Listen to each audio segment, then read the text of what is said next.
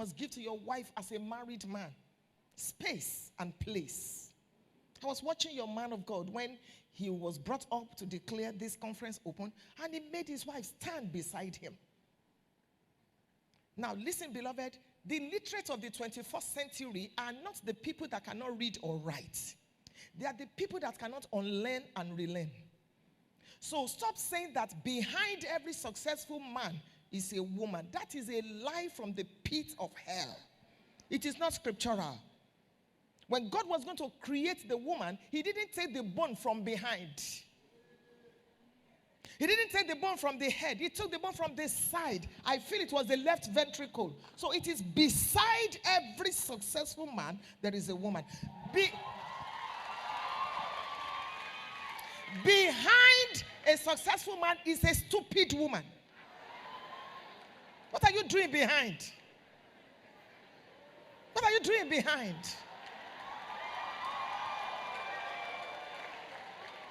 Stand beside the man. Fan him to flame. Encourage his heart. And the man should do the same for the woman. You brought me here to speak on marriage. So let's hit the ground running.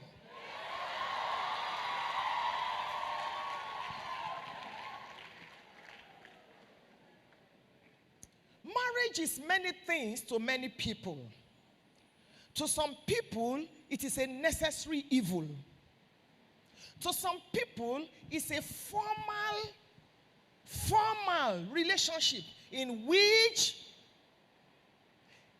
a woman should give birth to children. To some people, it is a servant-master relationship. To some people, it is, let's just do it because everybody is doing it. But we are believers and the Bible rules our lives. Marriage is neither African nor Western. Marriage is biblical. Marriage is a gift of God and a gift from God to humanity. In the African culture, the core African culture, there is nothing called marriage. A woman is only sin. That is Eve. And when she sinned and never had. That's why a man can marry 5 wives. A man can marry 19 wives. A man can marry as many as possible. And when he feels like it, he can send any of them out. And I'm so sorry to say, it's pathetic that even though some men are born again, tongue-talking, heaven-bound, but they still need deliverance from that aspect of the African culture and mentality where the woman is nothing. And it's a pity that some of them are in ministry. If every time, please come, my sister. If every time you and your wife are going and you leave her behind, you need deliverance.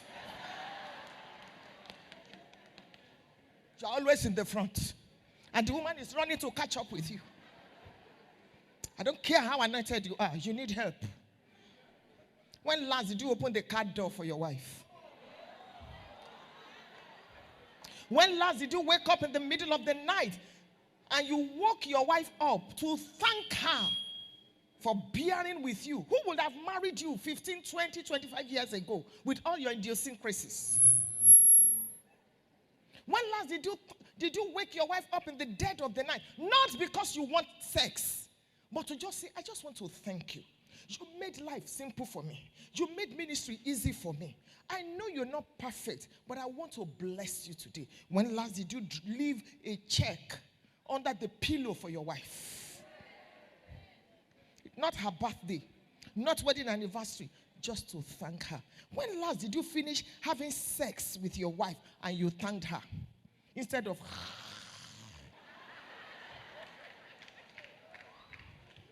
Can I be real? I'm going to quote the scriptures, but I'm not here to stand by pastors that don't know how to handle their wives. All they know is the book of Hebrews to the book of Zephaniah. Let's be real. You want to be successful in ministry, maybe you need to add this. A lot of pastors' wives are in pain. Because pastors can be polygamists. You are married to the church that Jesus gave you, and you're married to your wife. I remember reading about Yonggi Cho, one of his books. He said one day the Lord said to him, I'm going to take my bride from you because you don't know how to take care of your bride. When you look at the Bible, marriage was founded, quote and unquote, in the book of Genesis. The church was born in the book of Exodus, in the Old Testament. In the New Testament, the church was born when Jesus' body was pierced. But in the Old Testament, marriage preceded the church. Please listen to me. Few minutes that I have to spend with you today. I have prayed and I trust God that it will be about destiny. This is the order according to God's counsel. God first. You next. Your family life before the church or the business. Because, Pastor, you will not sleep on the altar, all things being equal. If you don't take care of your home, there are pastors' children that don't want to serve their God. Because we do not know how to set these priorities in place. And can I shock you, like my husband will say, don't die for the church. The person that could die for the church already died for the church. If you die for the church, you have only died in vain. And there is nobody that cannot leave your ministry. Don't be deceived. You are not El Shaddai, else you shall die. Sir, we'll be with you forever. We are here to stay. Lie. Tomorrow they'll come and tell you they just gained admission to Australia. They are leaving. The only person that cannot leave you is your spouse. Even your children will leave. They'll go get married. Recently, I was walking through our house and I said, why did we even build this big house? What were we thinking about Jesus? These children, they are gone. Canada, America, this one, where are they? That's the truth. And I'm going to show you an illustration, whether you are a pastor, whether you are married or not, I'm talking to you today. Please, plan for the evening of your life so that you will not be lonely. And as pastors, we need to think, because sometimes it can be a thankless job. You kill yourself, you labor, you study. You think it's easy to preach for 1 hour. Did you see how many times your GO wiped his face when he was preaching? Just to bless you. Those things, he already knows them. If he doesn't tell us, he's fine. He's doing. We see God in his life. But just to bless us. Did you see the way he was sweating? Scientists have discovered that what he just did for 1 hour is like you are carrying cement and loading it in the trailer. That's why it is evil for you to dishonor your pastor. It is unkind. Daddy, where are you? I'm at the hospital. My daughter is dying. Daddy wanted to sleep with mommy. Generator just packs up. Pim, he's running to go and meet you there. You know what I mean by generator?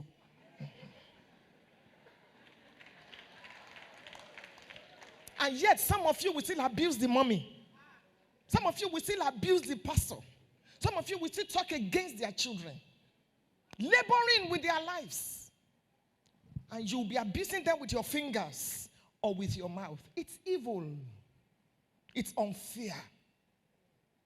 Because if he had been working for Shell or Chevron, will he not have access to the things that he has access to? And then you think it's church money. Rubbish. Let's not even go there. So please, set the priorities. These are the 5 most important things in your life. Number 1, God. Number 2, you. You are not inferior to anybody. God is the most important. God did not create a world in which he will not be needed. There is a vacuum in the heart of every human being that is God-shaped. Only God can fill it. Therefore, I don't want to assume. If you are not yet born again, give your heart to Jesus.